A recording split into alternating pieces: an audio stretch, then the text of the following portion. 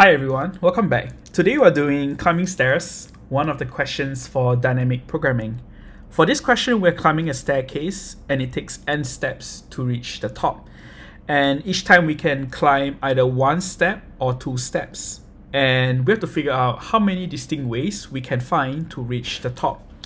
In this case, it's a little cryptic, so let's try to visualize this problem pictorially. So let's draw the test case for the first one.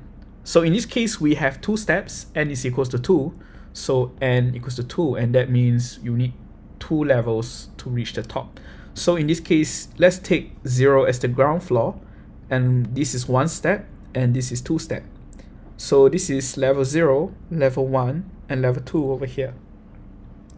So in this case, according to the explanation, there are 2 ways to reach there. The first way is to take 1 step and then another step to level 2. The second way is to take 1 big step and go to level 2 directly. For the second example, let's take a look at this now. Okay, let's draw another staircase. The ground floor, 1 step, 2 steps, 3 steps, 0, 1, 2, 3. And over here, according to the explanation, we have 3 ways. The first way is to take 1 step to the first floor, another step to the second floor, and 1 final step to the third floor. The second way is to take 1 step to the first floor and take 2 steps to the third floor. And finally, the final way is to take 2 steps to the second floor and then take 1 step to the third floor. As you can see, it's starting to get a little convoluted and it's a little hard to visualize the problem. So one alternative way we can use to visualize this problem is to frame this problem as a graph problem, where if you are on a step, that step itself is a state. And we would try to visualize how many ways we can go from floor 0 to floor 3 in this case. So let's take a look using this example over here. Let's bring it down over here. And let's try to visualize this problem using a decision tree. So let's start off with state 0, where 0 is at the bottom of the staircase. At the bottom of the staircase, we have 2 options. We can choose to take either 1 step or we would take 2 steps. So if we take 1 step, we will go to floor 1. And if we take 2 steps, we will go to floor 2. And we will continue this decision tree until we see floor 3. From step 1, we can choose to take 1 step to go to floor 2, or we can take another step, 2 steps to go to floor 3. Similarly, if we're at floor 2, we can go to floor 3 by taking 1 step, or taking 1 step to go to floor 4. In this case, since 4 is out of bounds, we will ignore that node and we will mark it as ignored later. So at this point, the left subtree looks fine. Let's take a look at the right subtree. In this case, 2, we can take 1 step to 3, or we can take 2 steps to 4. And this is pretty much enough, I guess, to visualize the whole problem. In this case, let's mark the out of bounds nodes and ignore them. And let's mark the ways to get to step 3 using green like this. And in this case, using a decision tree, we are successfully able to frame the problem as a graph traversal problem. And you can start to use, in this case, depth first search, I guess, to do this. So at this point, you might be thinking, okay, but what's the drawbacks of this approach? Unfortunately, as you might have noticed, if we take n to be the height of the tree, then the height will be equals to n, where height is equals to 3 in this case. And the time complexity to visit through every single nodes to figure out the number of ways to get to 3, or rather the number of nodes in this case, the time complexity will be equals to O 2 to the power of n. And this is the worst case, average case. It will involve us visiting all 2 to the power of n nodes in this case. So this is very expensive. So one way we can do to reduce the computations we need for this is to somehow reuse the answers that we have in this graph to get the answers for other parts of the graph. For example, if we, as you might have noticed, we can see that there are subgraphs that are copies of each other over here. And to spell it out in human words, this subgraph here represents the number of ways to go from step 2 to step 3. And the solution of step 2 to step 3, number of ways to go from step 2 to step 3, is 1. In this case, since we have 1, 3 over here, this would be reused in the other subgraph over here. And if you are using a depth first search traversal where you're visiting the left subtree first, you will end up with the answer over here. And you can cache this, and when you reach this subtree over here, you can reuse that cache, and effectively you have removed the need to evaluate this subgraph over here. You are saving computations by reusing the past smaller subproblem of finding the number of ways to move from state 2 to state 3. So that's pretty much the essence of memoization. This whole process of reusing answers is memoization. And if we memoize this in this case, then effectively the graph that we will really visit is this graph over here. And now our time complexity is pretty much shaved off to approximately ON. So this has saved us a lot of computation. This would be ON time. So we're getting somewhere. So when you do a depth first traversal from 0 down to 3, you would go down this way. You visit 1 node, 2 nodes, 3 nodes, and you also visit 4 nodes, of course.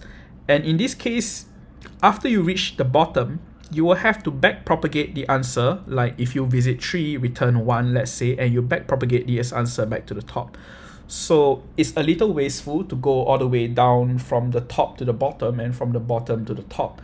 So if we know that to get the number of ways to go from step 0 to step 3, we need the smaller subproblem of going from number of ways to go from step 2 to step 3 and going from step 1 to step 3, then why not pre-calculate them first before you proceed to calculate the number of ways for step 0.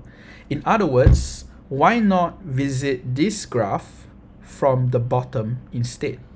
So do a bottom-up approach like this. Instead of getting the number of ways to go from step 0 to step 3, figure out the answers to go out, the number of ways to go from step 2 to step 3 first, and then step 1 to step 3, and then proceed to calculate that from step 0 to step 3. And this way, we are saving one full iteration from the top to the bottom. And this would be much more efficient. So, this ON by the way. So, in essence, if we try to reframe this graph over here, let's try to lasso this one and make this smaller in this case. Okay, how do I make this smaller? Okay, it's okay. Let's just continue, I guess. Let's carry on here. And let's try to frame this problem as a single array right now, where this is step 0, this is step 1, this is step 2, and this is step 3. So this is, this is not you, sorry. So we start from 3.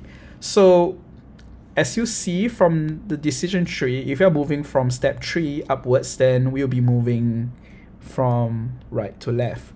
So in this case, let's figure out the number of ways to go from step 3 to step 3 first. In this case, there's only one way to go from step 3 to step 3. You're just going to yourself, so that's one way.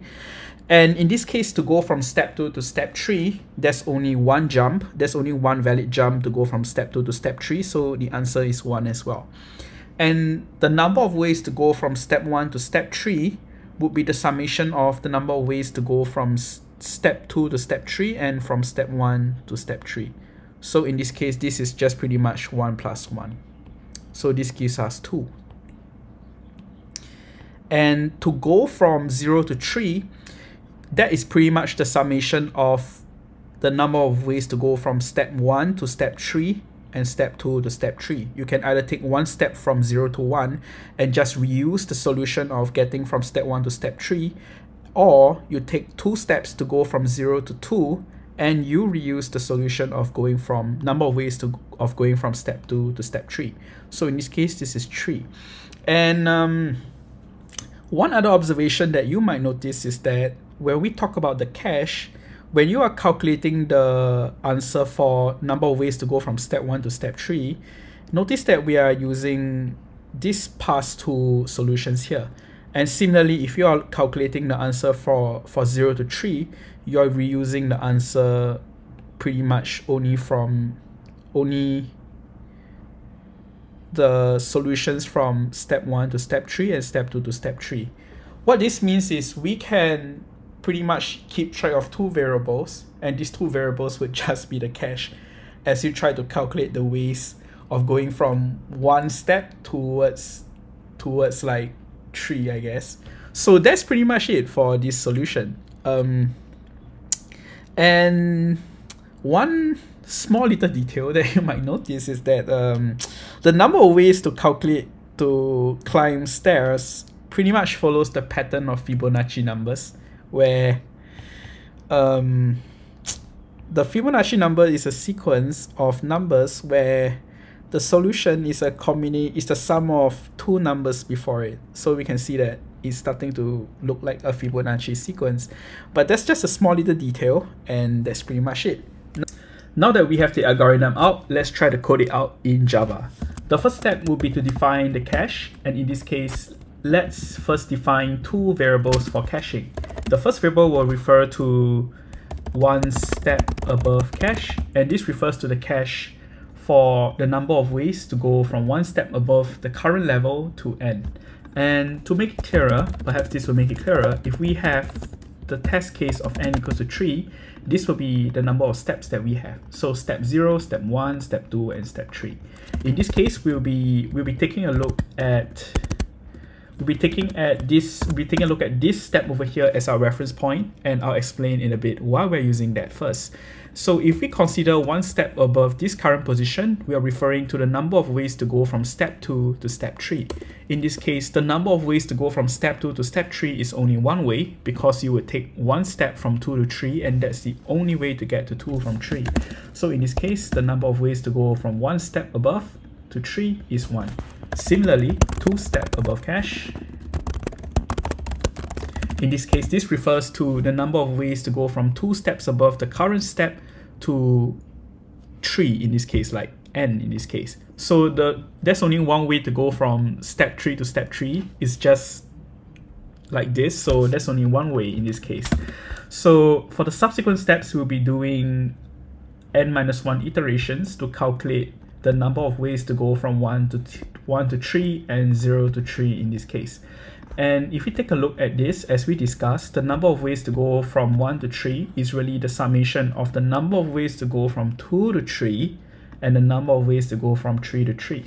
So we will be consistently refreshing these caches to move these caches from right to left. And in this case, this would be a bottom-up approach for dynamic programming. So let's do for in I equals to 0, I less than n-1, I plus plus.